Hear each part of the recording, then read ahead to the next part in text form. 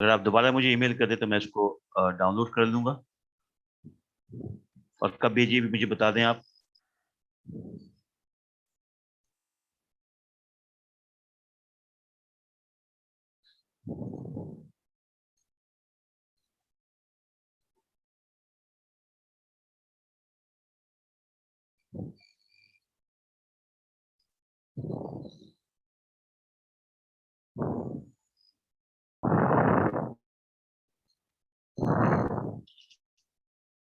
चलें, जी मिल गई मुझे एमन, और मैं इसको शेयर कर रहा हूँ, तो फिर आप शुरू कर सकती हैं।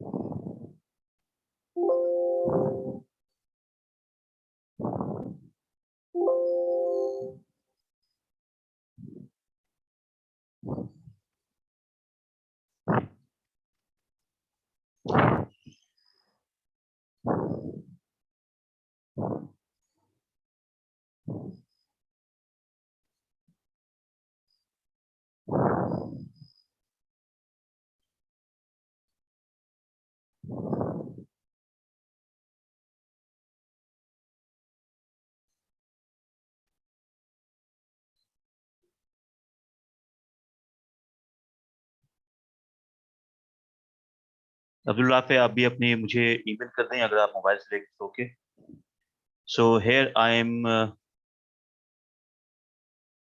going to start the presentation.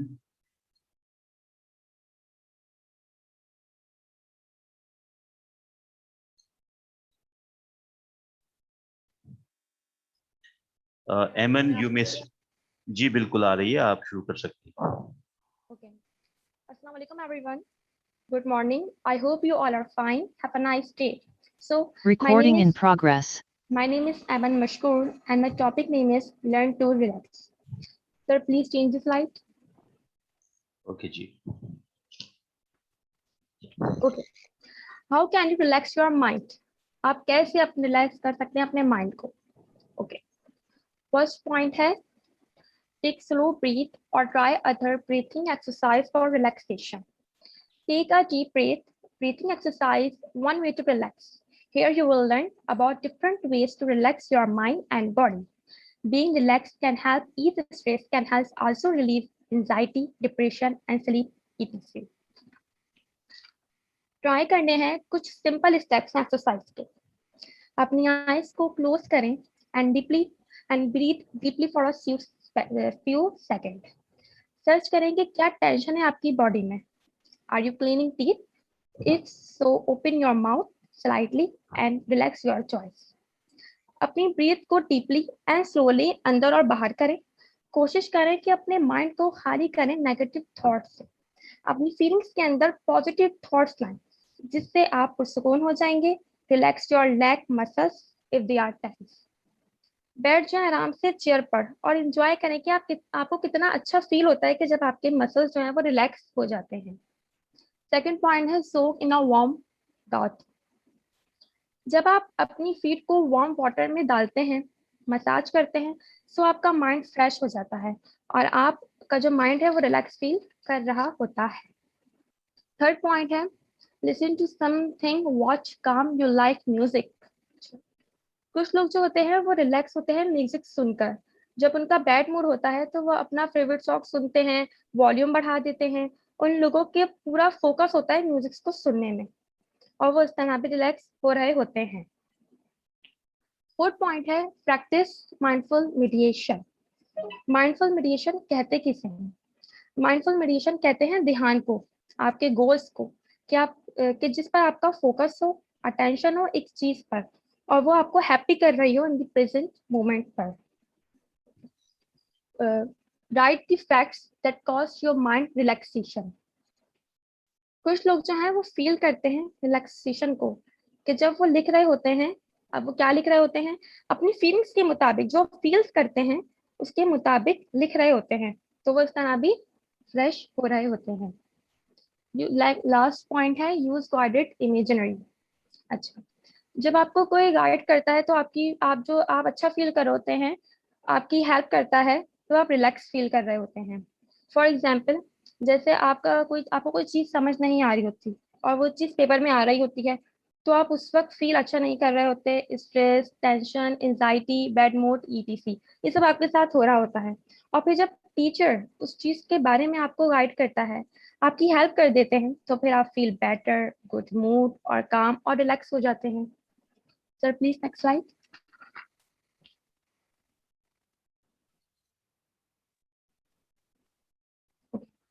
Relax in 5 minutes और less. Food and drink. Okay, आप किस तरह से जो है 5 मिनट से उससे कम में रिलैक्स हो सकते हैं? तो फूड एंड ड्रिंक, हाँ जी हाँ, आप खाने पीने से जो है रिलैक्स फील हो सकते हैं। जिस तरह आपका जब बैड मूड होता है तो आपको रिलैक्स होना होता है, तो आप ऑर्डर करते हैं, आप जंक फूड का ऑर्डर करते हैं, उसको खाते हैं और ड्रिंक पीते हैं, यानी ग्रीन टी लेते हैं, तो उस तरह भी आप रिलैक्स फील कर रहे होते हैं। सेकेंड पॉइंट है exercise to some yoga. Exercise daily to help you feel good and maintain your health. Exercise जो है वो बहुत इंपॉर्टेंट थिंग है। एक्सरसाइज करने से हम इजीली अपनी बॉडी में से स्ट्रेस को निकाल सकते हैं। एक्सरसाइज को रेगुलरली परफॉर्म किया जाए। जब हम एक्सरसाइज को रेगुलरली परफॉर्म करेंगे तो you may feel more competent and confident in your body. कि जब हम बात कर रहे होते हैं तो हमारे साथ साथ हमारी बॉडी भी कॉन्फिडेंट हो, और हमारी बॉडी को किसी किस्म की कोई प्रॉब्लम ना हो, और हमारे माइंड को किसी किस्म का कोई स्ट्रेस ना हो। Try to find and proper exercise routine or perform activity you enjoy. Yoga has become a popular method of stress relief and exercise among all age groups. Third point है new environment be alone. New environment में जाएं, alone हो वहां पर। Not everyone needs a cabin the words, but 5 minutes of alone time can help you collect your thoughts and clear your head. Fourth point है time spend with friends. जब आप stressful होते हैं तब आपको स्ट्रेसफुल टाइम को जब आपका जो स्ट्रेसफुल टाइम है उसको आपको गुजार रहे होते हैं, तो आपको सबसे ज्यादा जो नीड होती है वो अपनी फैमिली की, अपनी फ्रेंड्स की होती है, जो आपको सपोर्ट कर रहे होते हैं। So spending time with friends and children, अपनी प्रॉब्लम्स, अपनी फीलिंग्स अपनी फैमिली के साथ जो है वो शेयर करें, आप इजीली रिलैक्स और काम हो जाएंगे। इसके बाद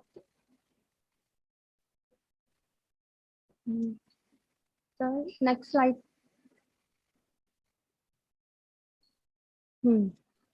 watch television and play. Relaxation का ये भी बहुत अच्छा तरीका होता है कि आप वॉच टेलीविजन मीन्स आप अपने माइंड को रिलैक्स करने के लिए कोई फिल्म या ड्रामा देखते हैं, गेम्स, ऑनलाइन गेम्स खेलते हैं, तो इस तरह भी आप रिलैक्स फील हो सकते हैं।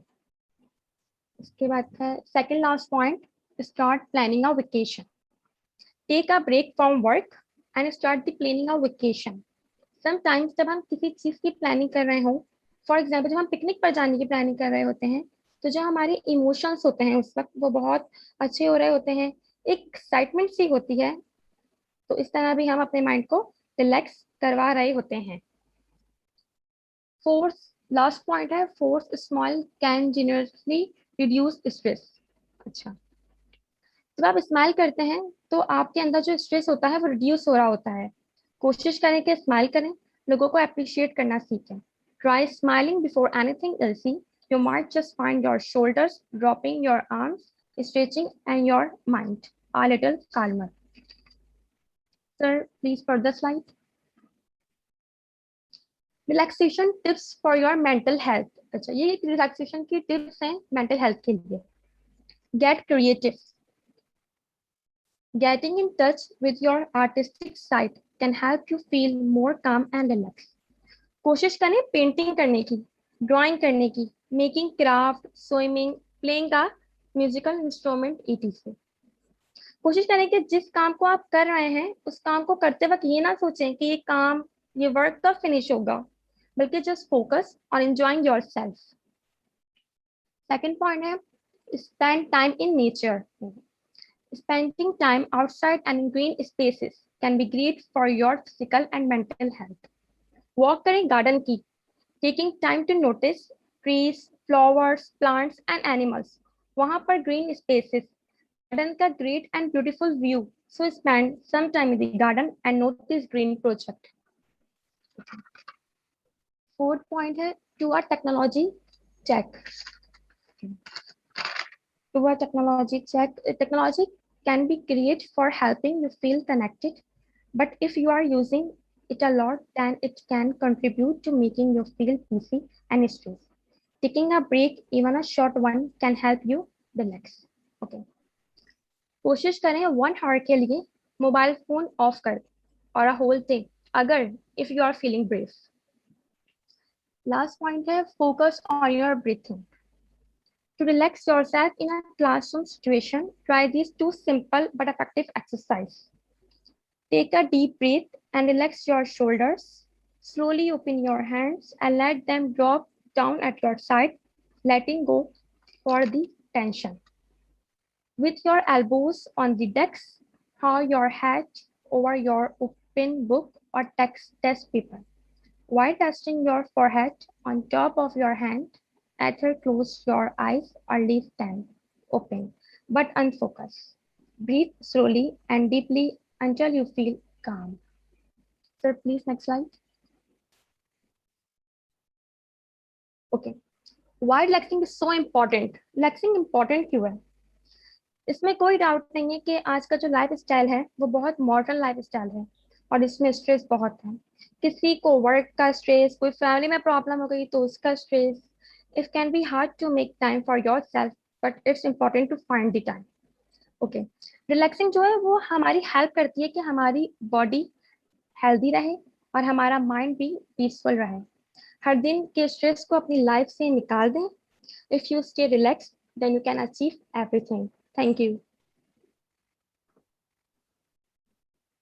Okay, ji. Thank you, Amal Mashkoor, for your presentation. Thank you very much. Who is now going to give the another presentation? We have Mr. Faik.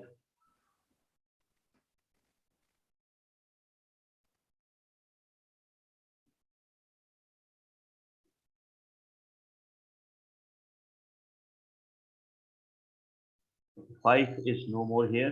I think he is not in the class right now.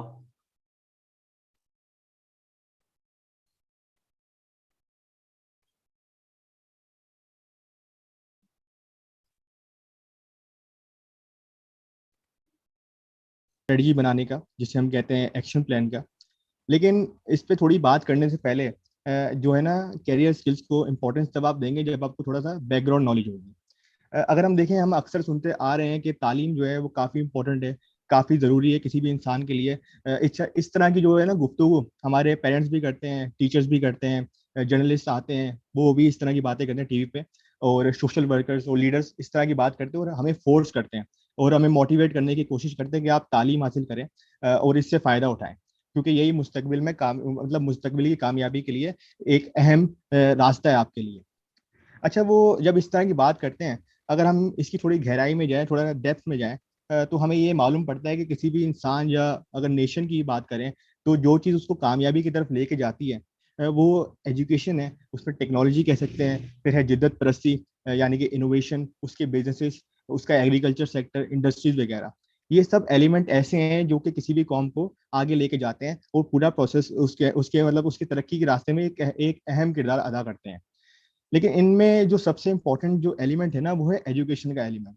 ये पूरे process को facilitate करता है. और जो education है ये मतलब किसी कौम को या किसी इंसान को एक अच्छे मुकाम पे पहुंचाने में मतलब कोई कसर नहीं छोड़ती.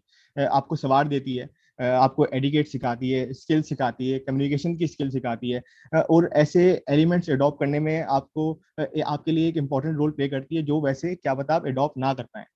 और अगर मैं बात करूं इस कॉम्पिटिटिव मार्केट के अंदर, क्योंकि ये 21st सेंचुरी है, इस वक्त यहाँ पे कंपटीशन बढ़ चुका है पूरे ग्लोबल मार्केट्स के अंदर.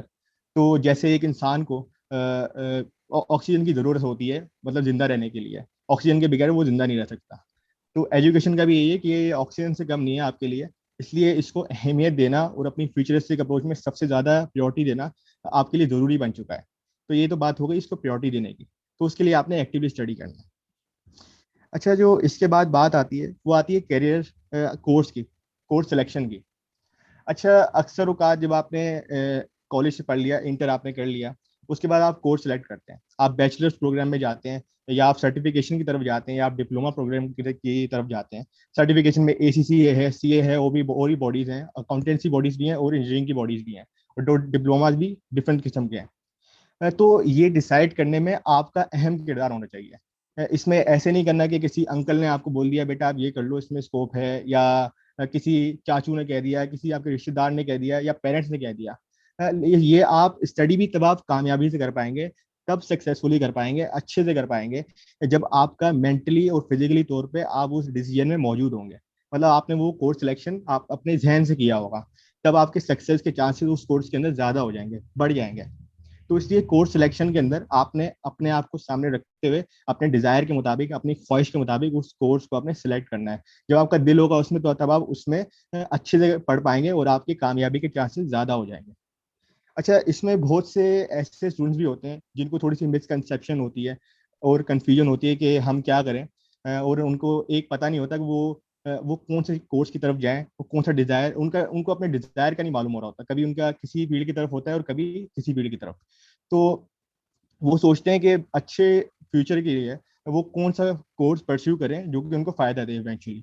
तो इसके लिए भी कुछ बहुत ही सिंपल स्टेप मैंने यहाँ पे लिखे हैं, जिन्हें अगर फॉलो करें और थोड़ा गौर करें, समझें और जानें, तो हमें ये आइडेंटिफाई करने में बड़ी आसानी होगी कि कौन सा कोर्स मेरे लिए ठीक रहेगा, या कौन सी फील्ड में, मतलब कौन से कोर्स में मैं आगे जा सकता हूँ। नंबर 1 पॉइंट, देखिए सबसे पहले ना आप अपने पास से प्रिडिक्ट करें, अंदाजा लगाएं। आप पास एक्सपीरियंस, आपके जो पास के जो एक्सपीरियंसेस हैं, अचीवमेंट है, और जो ग्रेड्स आपके जो पुराने हैं, उसके हिसाब से आप देखें कि कौन सा सब्जेक्ट ऐसा है जिसमें मेरी प्रोडक्टिविटी, मेरे नंबर्स, मेरे ग्रेड्स बाहिर दूसरे सब्जेक्ट से काफी आए हैं। मतलब ये इंडिकेटर हो सकता है ना कि इस कोर्स के अंदर, मतलब जैसे अगर आपके अकाउंटिंग के अंदर अच्छे नंबर है, आपके बिजनेस कोर्सेज के अंदर अच्छे नंबर है, तो आप आगे BBA कर लें, आप CA कर लें, या आप ACCA कर लें, आप अकाउंटेंसी बॉडी के अंदर जाएं। अगर आपके फिजिक्स में अच्छा दिल है, आपके नंबर भी उसमें अच्छे आते हैं, तो आप आगे मैकेनिकल इंजीनियरिंग करें या इंजीनियरिंग की कोई फील्ड चूज करें। अगर IT में अगर आपका दिमाग है और आपको IT पसंद है, तो आप सॉफ्टवेयर इंजीनियरिंग के अंदर जाएं, और भी उस तरह के कंप्यूटर कोर्सेज के अंदर जाएं। तो आपने अपने पास एक्सपीरियंस से अंदाजा लगाना है कि मैं पुराने अपने वक्त में किस चीज में अच्छा था, बेहतर था।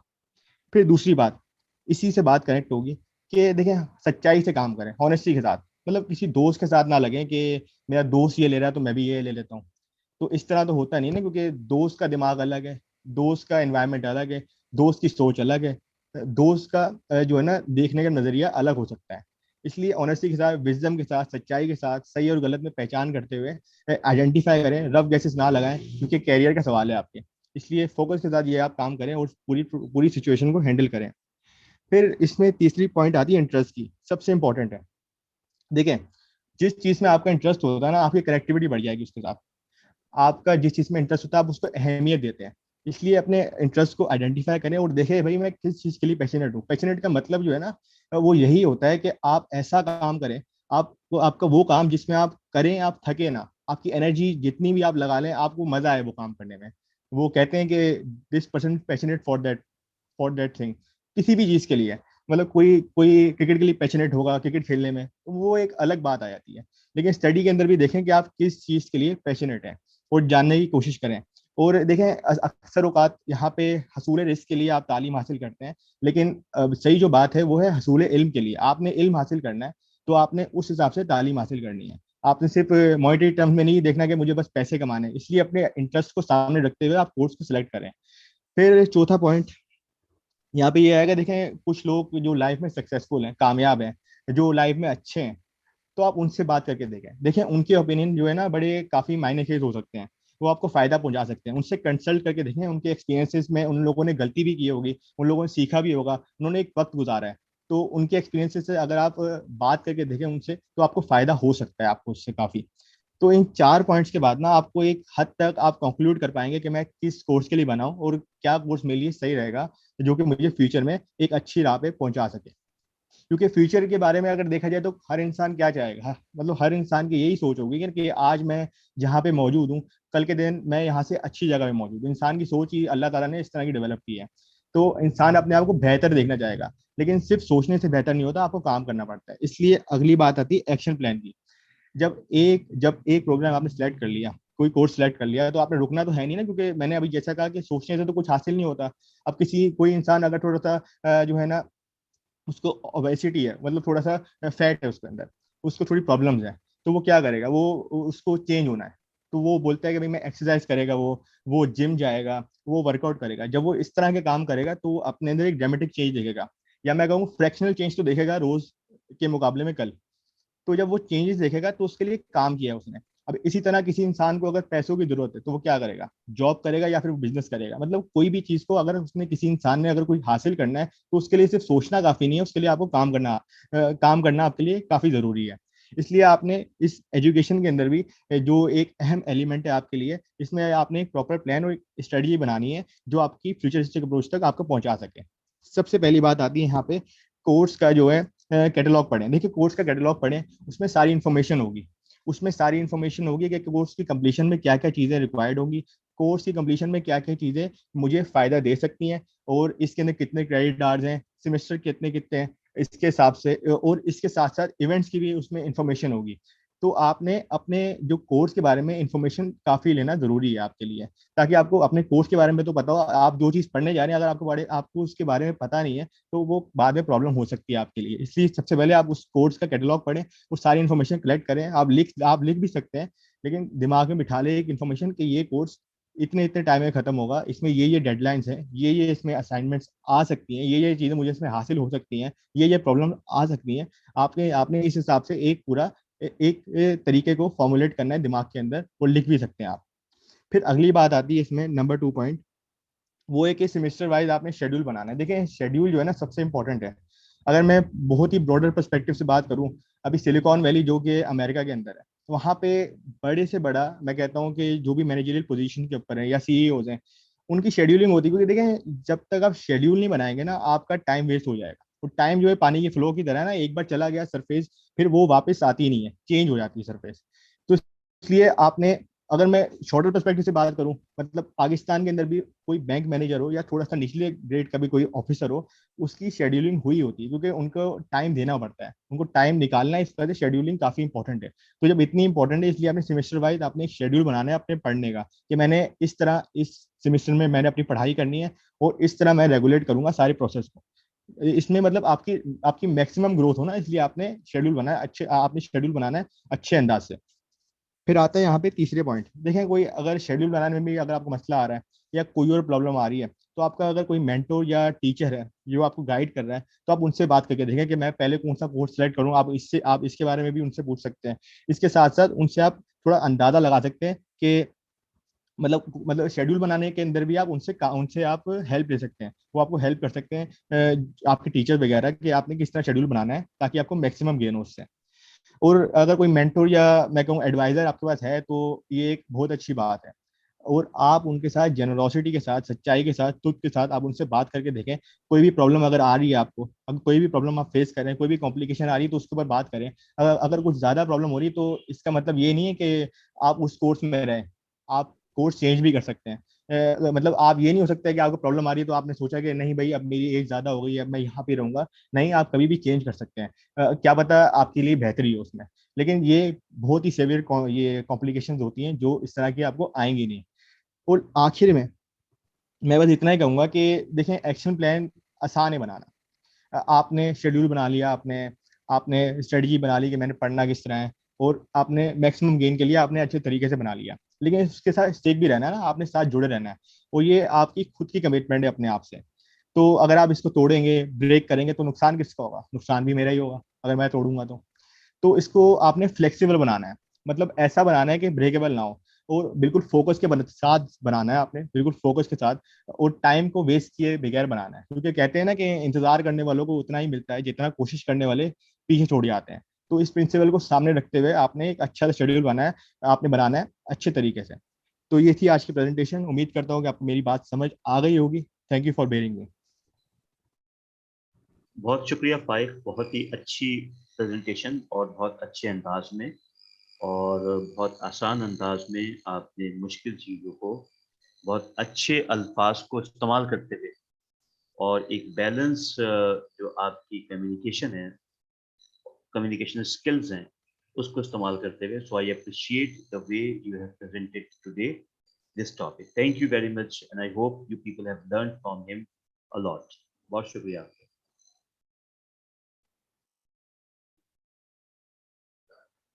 Okay, so is anyone else left for presentation today?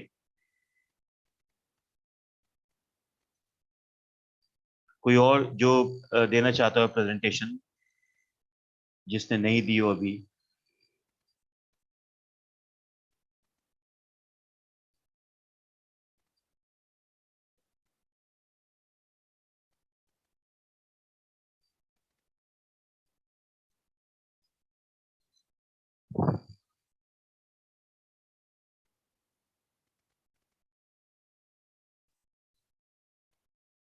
राफेउद्दीन.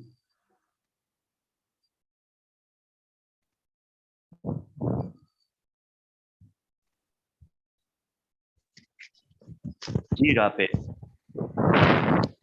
अच्छा राफे, आप मुझे 2 मिनट दीजिए, ये सेशन एक्सपायर होने वाला है. ठीक है, दोबारा Okay, फिर हम sir. उसको लॉग इन करते हैं, फिर आप शुरू से इसको, ठीक है, ताकि कोई उसमें ब्रेक ना आए. Okay. Okay, please send me the attendance before I start a new session.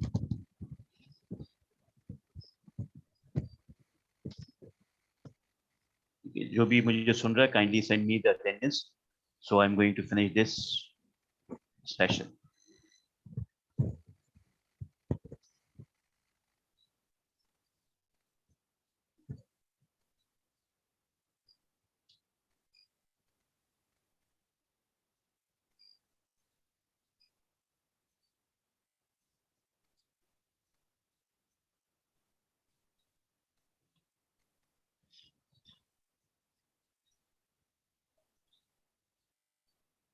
जी अटेंडेंस शेयर कर दी व्हाट्सएप पे मुझे, ताकि मैं इसको सेशन को खत्म करूं. आप Recording stop.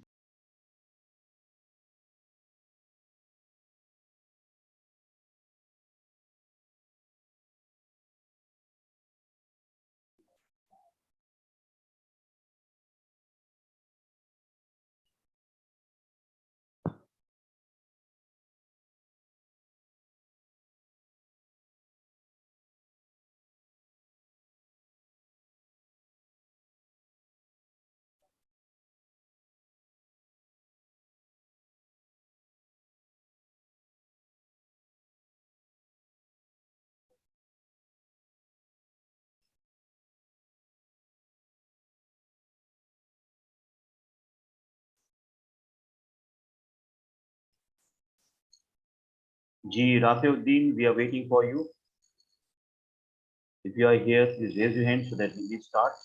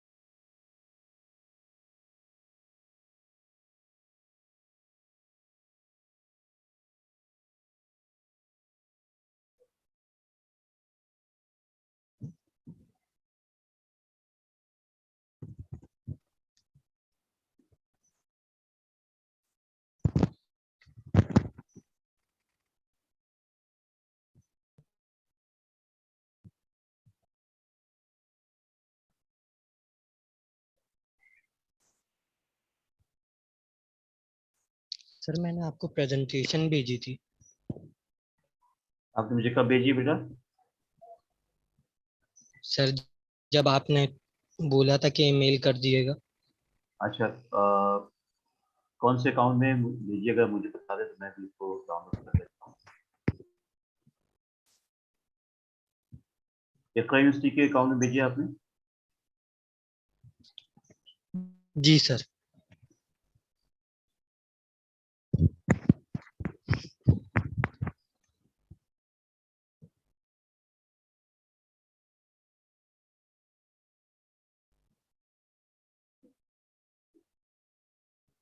राफे जफर नाम है आपका? यस राफेउद्दीन भी है, दो नाम है आपके? सर, वो एक्चुअली राफीउद्दीन उस पे है, स्टडी के लिए। अच्छा, और बाकी राफे जफर जो है स्टडी के लिए नहीं है? नहीं सर। शनाख्त हमेशा अपनी एक रखें भाई, जो असल नाम है, नाम कितने बदलते हैं आप लोग?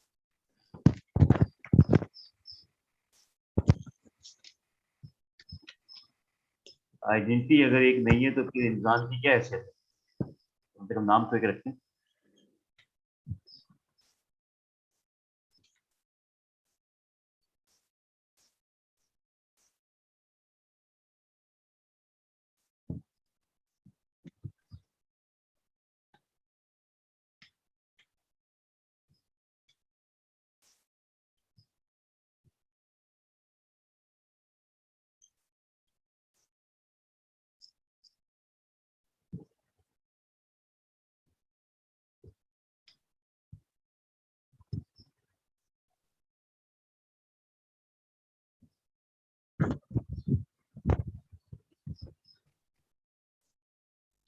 अस्सलाम वालेकुम। आज मेरे दो टॉपिक हैं, पहला टाइमलाइन, दूसरा प्रोसेस डायग्राम। लेकिन बेसिकली Recording ये in progress. उस वक्त समझ में आएंगे ये दोनों जब आप इसका main topic organizing information for study, जब आप वो समझेंगे उसके बाद आपको ये दो चीजें समझ में आएंगी। Organizing information for study, organizing basically होता है कि अगर हम अपने आप को ऑर्गेनाइज रखें, अगर हम अपने आप को टाइम शेड्यूल रखें कि हमें इतने टाइम पर इतनी चीज करनी है, उसके बाद ब्रेक लेना है, फिर दूसरी चीज करनी है, तो ऐसे इंसान की जिंदगी शेड्यूल में चलती है और ऐसे सारे काम भी हो जाते हैं और इंसान के ऊपर बर्डन भी नहीं आता। लेकिन अगर हम अपनी लाइफ ऑर्गेनाइज नहीं रखेंगे, वो चाहे पढ़ाई की हैसियत से हो या किसी और काम की हैसियत से, तो हम कभी भी वो काम पूरा नहीं कर पाएंगे। क्योंकि उसमें ये होता है कि अभी 15 मिनट के लिए काम कर लिया, उसके बाद कोई आ गया, उसके साथ चले गए, मोबाइल यूज करने बैठ गए या गेम वगैरह खेलने बैठ गए, तो उसमें ये होता है कि हमारा ध्यान हट जाता है उस चीज से, उसके बाद हम उससे रुक जाते हैं। तो अगर आप कोई चीज शेड्यूल कर रहे हैं तो उसको पूरा करें। इसके बेसिकली 5 स्टेप्स हैं कि हम किस तरह अपना स्टडी ऑर्गेनाइज कर सकते हैं। पहला है, सर नेक्स्ट स्लाइड।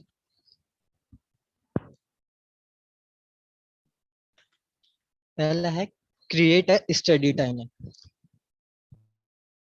ये स्टूडेंट की जिंदगी का सबसे अहम चीज है, क्योंकि अगर हम अपना टाइमलाइन स्टडी के लिए बनाएंगे कि हम इतने घंटे पढ़ सकते हैं या इतना करना है। अब जैसे ऐसा है कि अगर हम आज बैठे पढ़ने, तो अब हमारे पास 4-5 टॉपिक है, तो हम पहले एम बनाए कि आज मुझे ये 2 टॉपिक करने हैं, कल मुझे ये 2 टॉपिक करने हैं, फिर परसों एक कर लूंगा। तो ऐसे इंसान का हो पाएगा। अगर हम आज ही ये सोच के कर लें कि आज ही 5 करके खत्म कर दूंगा, फिर कल खेल लूंगा, परसों कहीं चले जाऊंगा, तो ऐसे वो 5 आपको हो तो जाएंगे एक दिन में आप करके, लेकिन जब आप कल जाएंगे ना तो वो भूल जाएंगे। तो वो इंसान के दिमाग में नहीं बैठता, वो इस वजह से क्योंकि इंसान जल्दबाजी में रहता है कि जल्दी जल्दी करना है, जितना हो सकता है उतना करना है। तो ऐसे इंसान के दिमाग में नहीं बैठ पाता, और जब बाद में वो परफॉर्म करने जाते हैं या वो चीज करने जाते हैं, तो वो इंसान के दिमाग से हट जाती है। फिर second one is priorities important task. Sir slide change करिएगा।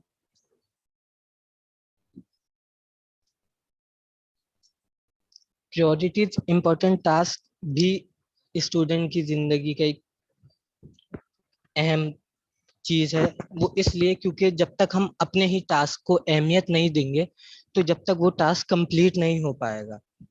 अब ऐसा है कि अब हमने सोचा कि आज हम ये कर लेंगे, ऐसा कर लेंगे, और हमने आज तो वो कर लिया, लेकिन कल को हमारा कोई दोस्त घर पे आ गया या कोई दोस्त हमें लेना आ गया, बेसिकली ये लड़कों के साथ बहुत होता है कि हम लोग अपने दिमाग में टास्क तो बनाते हैं कि आज इतना कर लेंगे, कल इतना कर लेंगे, परसों इतना कर लेंगे।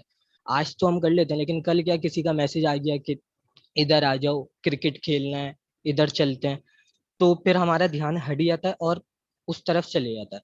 उसके बाद वो फिर कभी भी वापस आता ही नहीं है। फिर ये होता है कि बिल्कुल एंड वक्त पे देख लेंगे, हो जाएगा, ऐसा कर लेंगे, और जब पेपर में हम लोग जाते हैं उसके बाद सब ब्लैंक बैठे हुए होते हैं। तो अपनी जो टास्क हम बनाए कि आज हमें 3 घंटे अगर पढ़ना है, तो वो फिर 3 घंटे हम पढ़ के फिर कुछ करेंगे। तो ऐसे हम जो भी टास्क अपना करते हैं वो आराम से हो सकता है।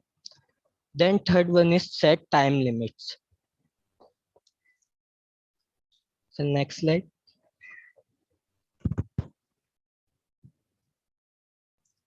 टाइम लिमिट से ऐसा होता है स्टूडेंट की लाइफ में नहीं है, किसी भी बिजनेसमैन या किसी भी इंसान की लाइफ में टाइम सबसे ज्यादा जरूरी है मैनेज करना। वो इसलिए क्योंकि अगर इंसान टाइम मैनेज नहीं करेगा तो वो कभी भी तरक्की नहीं कर सकता। अब जैसे स्टूडेंट स्टूडेंट अगर हम ऐसा करें कि अगर हमें 4 घंटे पढ़ना है तो हम 4 घंटे लगातार नहीं पढ़ सकते, क्योंकि हमारे ऊपर काफी बर्डन आ जाएगा, हमारा दिमाग सही से काम नहीं करेगा, स्ट्रेस आ जाएगा हमारे ऊपर। तो इसका सबसे बेहतरीन तरीका ये है कि अगर हम 2 घंटे पढ़ें, 2 घंटे के बाद हम आधे या 1 घंटे का ब्रेक ले लें। अब ब्रेक में ये नहीं है हम बाहर चले जाएं कुछ खेलने या दोस्तों के साथ निकल जाएं या गेम खेलने बैठ जाएं, ऐसा माइंड डाइवर्ट नहीं करें कि जिससे आप वापस अपना माइंड पढ़ाई की तरफ लेकर ही नहीं आ सकते। इसका ये हो सकता है कि आप थोड़ी देर के लिए आंखें बंद करके लेट जाएं, या जो भी टीवी पे चल रहा है जो आप सिर्फ इंजॉयमेंट के लिए देख सकते हैं, ऐसा नहीं कि आप उसको जरूरी है देखना कि जिससे आपका माइंड डाइवर्ट हो जाए, ऐसी चीज नहीं लगाएं। या घर पे कोई भी अगर आपका टीवी देख रहा है तो आप उसके साथ बैठ के आधा घंटा 1 घंटा टीवी देख लें, ताकि आपका थोड़ा माइंड रिफ्रेश हो जाए और रिलैक्स हो जाए। फिर जब आप नया सेशन जो करेंगे ना बाकी घंटों का, तो उसमें ये आपका दिमाग बिल्कुल फ्रेश होगा और आप जो जो चीज याद करेंगे वो आपको और अच्छी तरीके से याद होंगी। देन इसका चौथा स्टेप आ जाता है get specific goals for each study session.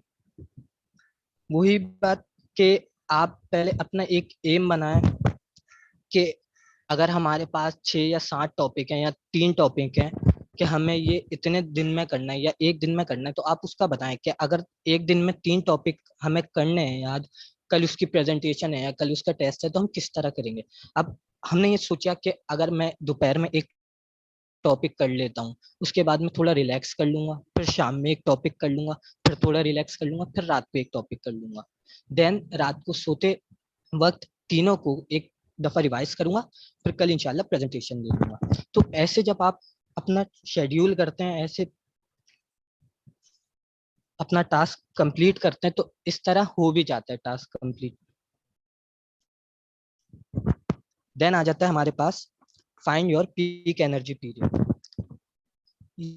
ये पीक एनर्जी पीरियड सिर्फ स्टूडेंट के लिए नहीं, किसी के लिए भी है, क्योंकि हर इंसान की एक अलग एनवायरनमेंट होता है, हर इंसान की एक अलग आदत होती है। अब कुछ लोग सुबह जल्दी उठ के पढ़ना चाहते हैं कि 8-9 बजे उठ गए, 2-3 घंटे के लिए पढ़ लिया, उसके बाद पूरे दिन के लिए रिलैक्स हो गए। कुछ लोग दोपहर में चाहते हैं, कुछ शाम में, और कुछ late night.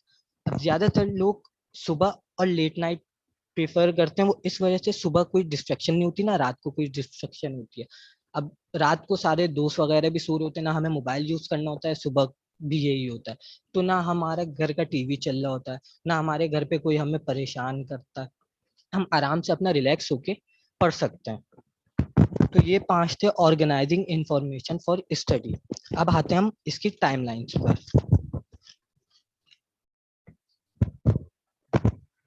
Timeline for organizing information for study.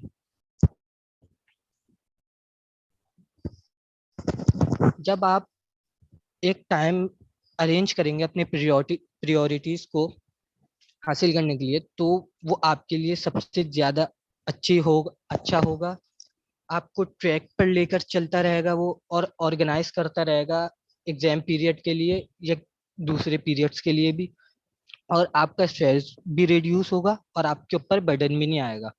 और उससे ये भी हो सकता है कि अगर आपके ज्यादा चांसेस हैं फेल होने के, और अगर आपने अपना टाइमलाइन ऑर्गेनाइज कर लिया, उस वक्त भी अगर आपके पास एग्जाम के लिए 1 मंथ भी है और आपने कुछ भी नहीं पढ़ा, तो अगर आपने ऑर्गेनाइज कर लिया कि मैं इतना इतना करके चलूं, तो आप फेल होने से पास होने तक आ सकते हैं। इसके भी 5 पॉइंट्स हैं। पहला है व्हाट टू डू और have to do.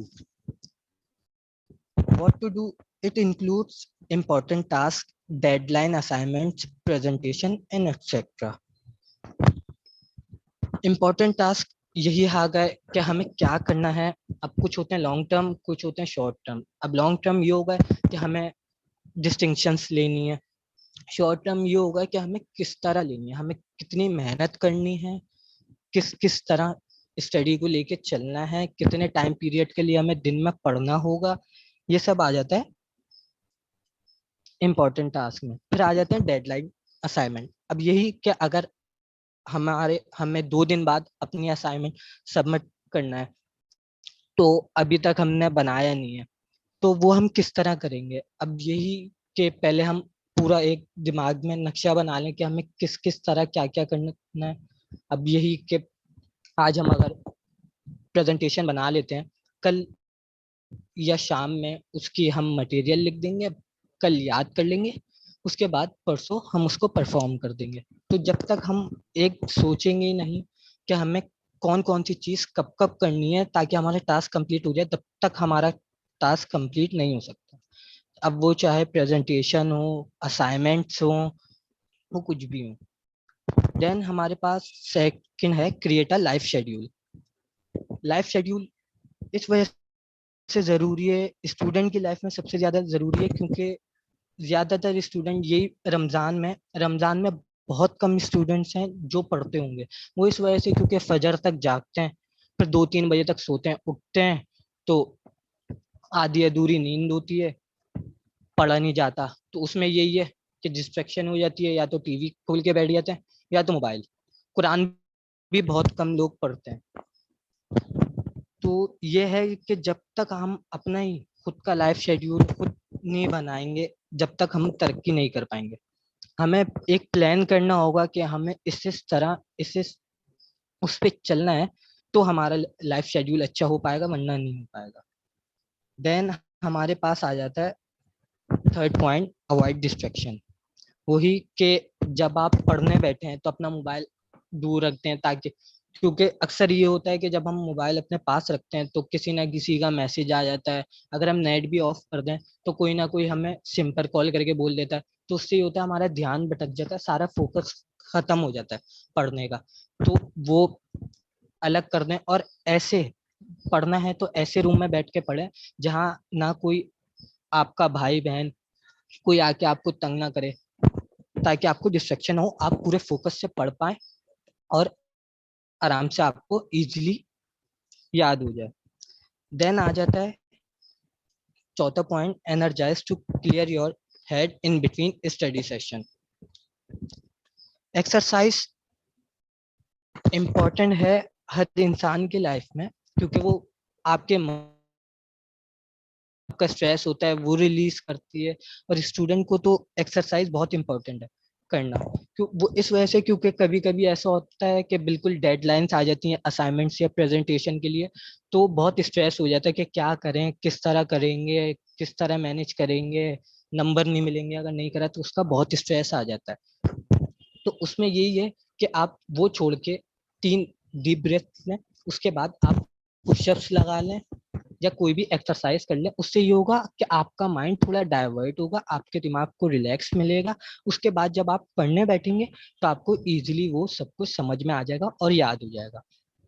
Then fifth point is reassessing your schedule.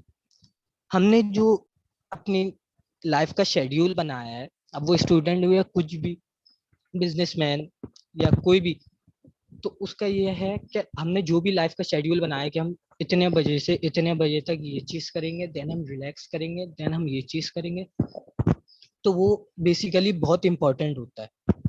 और अगर हम वही शेड्यूल बार बार करते रहेंगे तो हमारी लाइफ खुद ब खुद लाइफस्टाइल चेंज होता रहेगा, हमें खुद अपने अंदर चेंजेस दिखेंगे और हमारा स्ट्रेस कम होता रहेगा। देन हमारे पास सेकंड टॉपिक है प्रोसेस डायग्राम। प्रोसेस डायग्राम ये समझने के अब तक जो मैंने आपको सब कुछ बताया वो इसका सम अप है।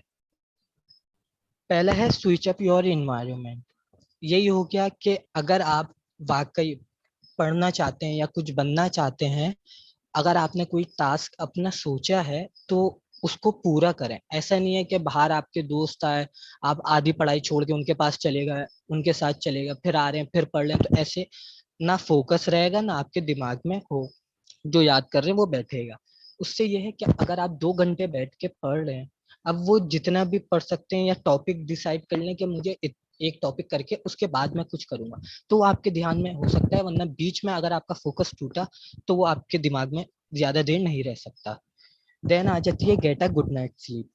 नींद इंसान की सबसे ज्यादा जरूरत वाली चीज है, क्योंकि इंसान पूरा डिपेंड ही नींद पर होता है। और रात की नींद को कहते हैं कि अगर रात की नींद 3-4 घंटे की भी ले लें तो वो पूरे दिन की नींद के बराबर हो जाती है। और ये वाकई सही कहते हैं, क्योंकि अगर इंसान रात की नींद नहीं लेता तो वो पूरे दिन ना थोड़ा निस्ती की तरह रहता है, ना कुछ डल रहता है वो बहुत, ना कुछ कर पाता है, ना पढ़ पाता है।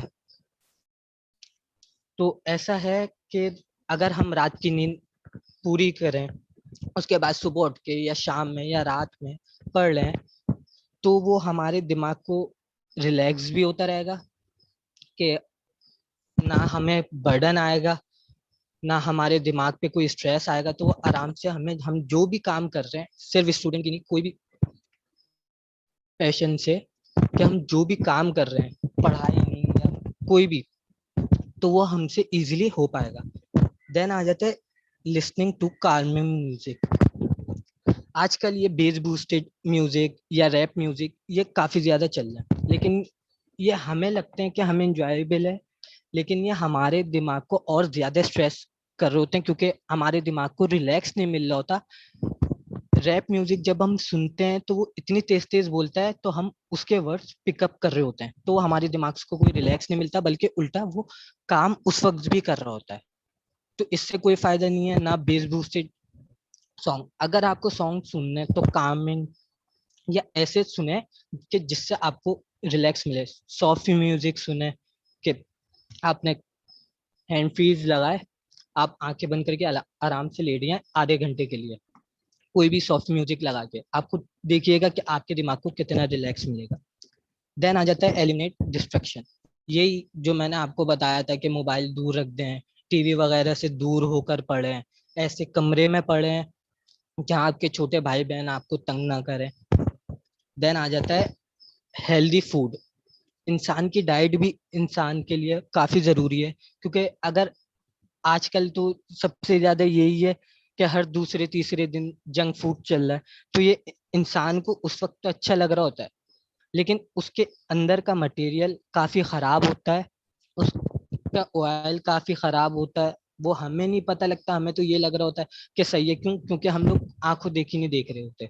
जब हम उसको बनते हुए देख लेंगे या देख लेंगे वो किस तरह बनता है, तो उसके बाद से हम खुद भी खाना छोड़ देंगे वो चीजें। तो इंसान यह है कि हेल्दी फूड्स खाए, हेल्दी डाइट रखे, तो उससे दिमाग भी आपका इजीली रहेगा, ना आपके ऊपर कोई मसला होगा, आप नींद भी अच्छी तरह ले पाएंगे। देन इसके नीचे ही एक चार्ट है, ये भी समझ है इन सब चीजों का।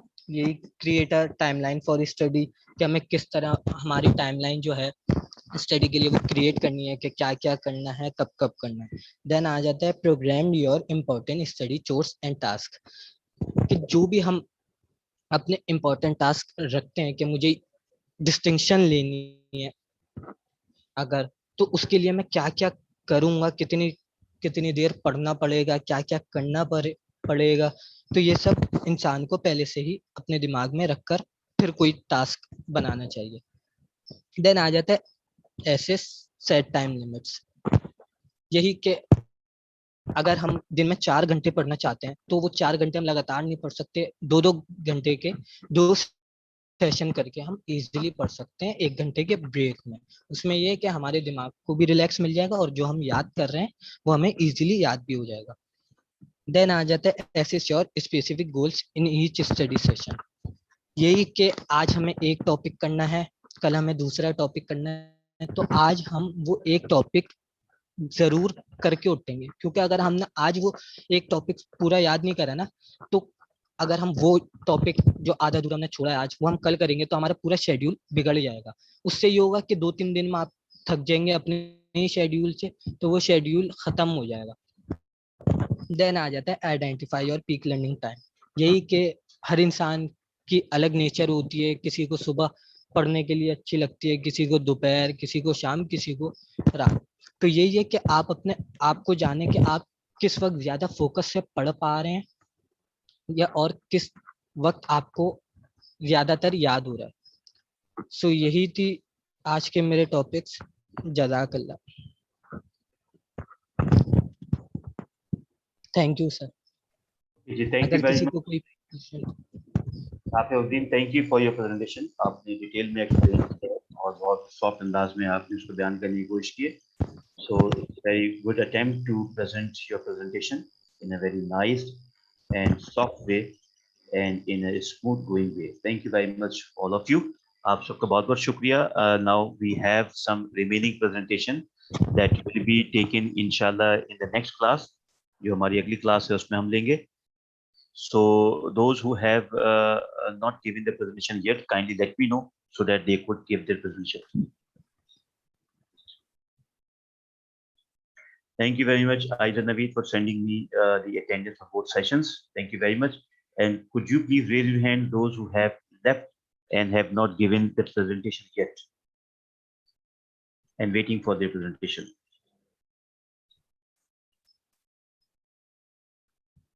Muiz Jamil, okay. Muiz Jamil है, उसके अलावा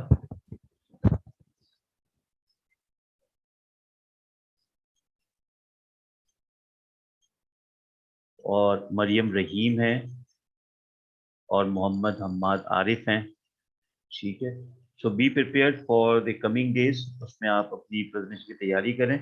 और you have seen so many presentation, तो आपके लिए बहुत अच्छा ये एक्सपीरियंस हो चुका है कि कैसे आपके जो फेलोज हैं वो कैसे इम्प्रोवाइज करके अपनी जो प्रेजेंटेशन है वो आपको पेश कर रहे हैं। तो इनसे सीखें, देखें कि इनके अंदर क्या कमी है और क्या इनके अंदर बेहतरी है, उसको अडॉप्ट करें। और जो कमी इनके अंदर रही, इनकी प्रेजेंटेशन में रही, उसको अपनी प्रेजेंटेशन में इम्प्रूव करें ताकि आपकी प्रेजेंटेशन बहुत ज़्यादा कंप्रिहेंसिव, इंटरेस्टिंग और यकीनन पार्टिसिपेटिंग भी हो। ठीक है जी। So I wish you good luck rest of the people and I wish you good luck all of the people who have given their presentation and supported each other, and that's quite good कि आपने obedience को follow किया many students ने। और definitely efforts आपकी हैं कि जिसमें आप मेहनत कर रहे हैं, बुक्स के अंदर जा रहे हैं, उसको रिसर्च कर रहे हैं, देख रहे हैं, यहाँ पे आके बोल रहे हैं, कॉन्फिडेंट को अपने इम्प्रूव कर रहे हैं। So that is what actually is important. ठीक है, तो शुक्रिया आप सबका। So we have Muiz Jamil, Mohammad Hammad Arif, Maryam Muskan to present इंशाल्लाह इन कमिंग डेज। और भी अगर कोई हो तो मुझे बता दीजिएगा। So thank you very much.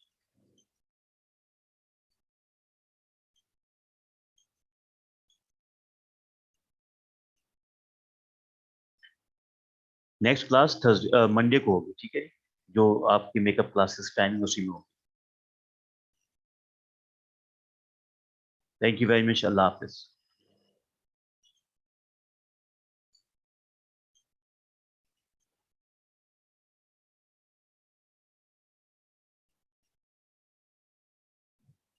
Recording